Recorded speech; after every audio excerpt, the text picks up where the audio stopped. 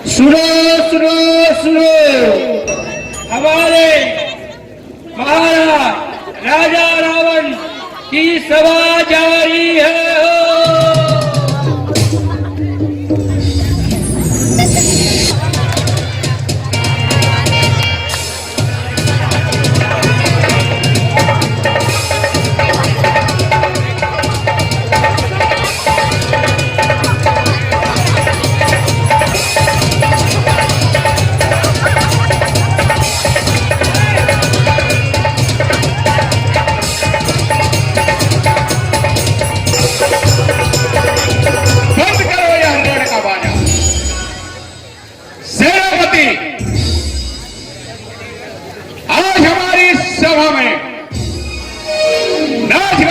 प्रबंध किया जाए। क्या महाराज? लीजिए महाराज।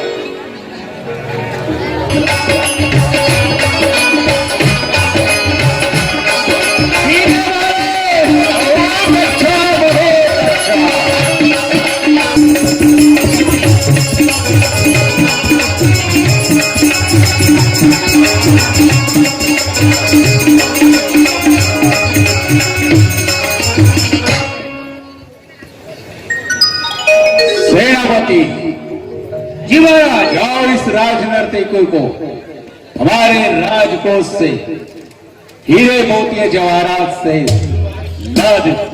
क्यों क्या महाराज?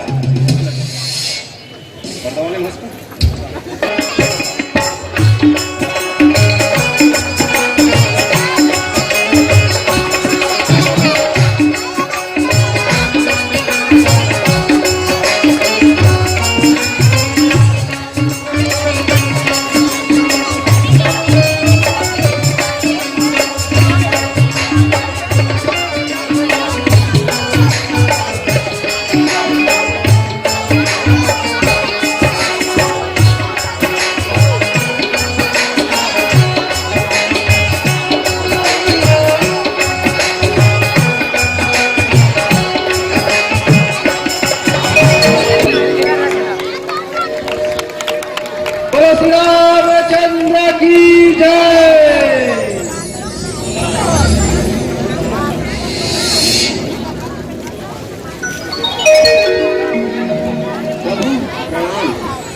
हमारी सेना लंका में जा चुकी है और अपने अपने स्थान पर खड़े हैं और आपकी आज्ञा की प्रतीक्षा कर रहे हैं। महाराज सुग्रीव, हमारे मन में एक विचार आया है। लंका में आक्रमण करने के पूर्व हम रावण को अंतिम अवसर देना चाहते हैं। यदि सम्मान से वह हमारी सीता को लौटा दे और हमारी शरण पे आ जाए तो हम उसे क्षमा कर देंगे। क्षमा कर देंगे? भैया, उस पापी को जिसने मां सीता का हरण किया और देवों को हानि पहुंचाई और हमारे पिता तुल्य महात्मा जटायु का निर्दयता से वध कर दिया। नहीं भैया, मैं उस पापी को क्षमा करने का अनुमति नहीं देता। लक्ष्मण, शास्त्र कहता है सामर्थ्यवान को क्षमा का गुण नहीं त्यागना चाहिए। अपने शत्रु को पाप की प्रायश्चित करने का अवसर देना चाहिए। यही धर्म नीति है।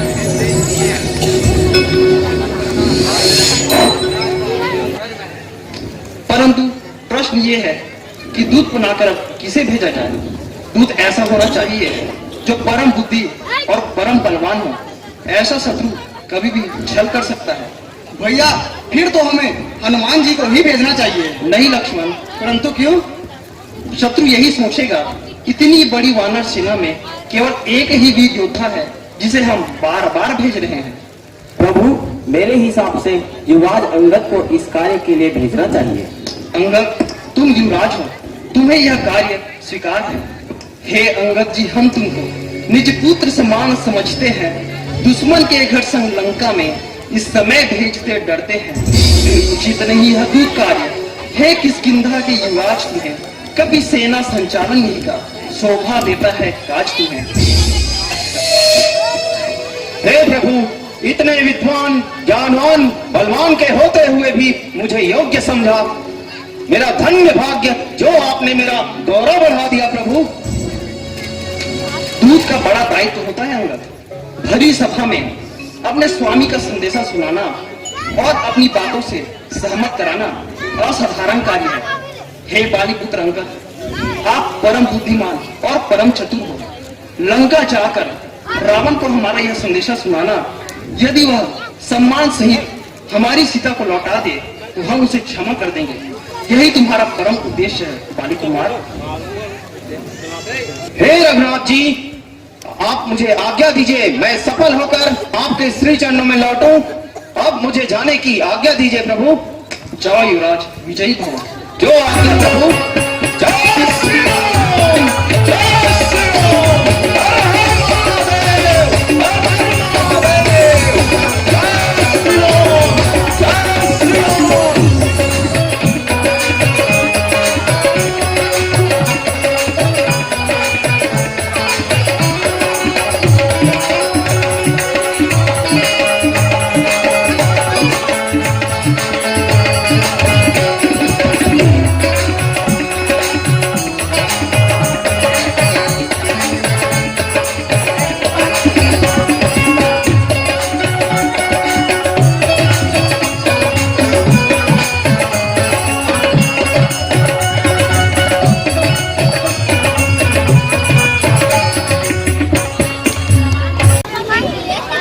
सावधान, तुम कौन हो?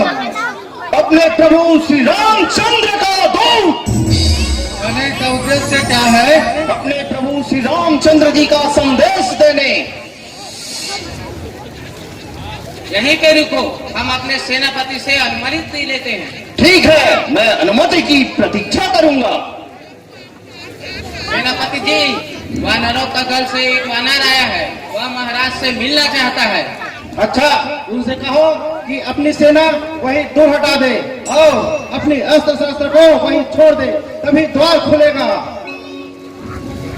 आप अपने सेना को पीछे कीजिए और अपने अस्त्र शस्त्र वहीं डाल दीजिए, तभी द्वार खुलेगा।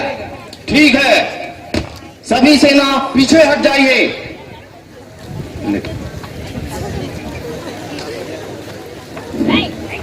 सभी सेना पीछे हट गई। द्वार खोल दिया जाए।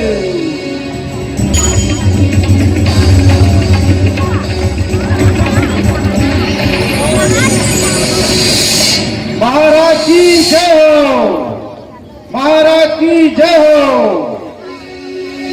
महाराज, शत्रु का एक दूत आया है महाराज, और वह ऐसा प्रस्ताव लाया है कि लंका में युद्ध करने की आवश्यकता नहीं है और कह रहा है कि शांति बनी रहेगी।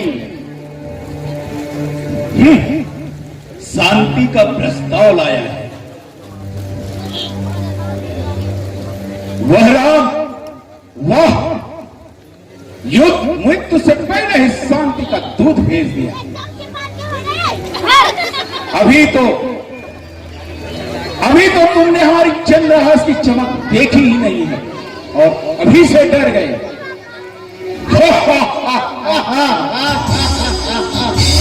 भेजो उस दूत को। जो आज्ञा महाराज। अरे दूत, चलो, हमारे महाराज बुला रहे हैं। ठीक है, चलिए।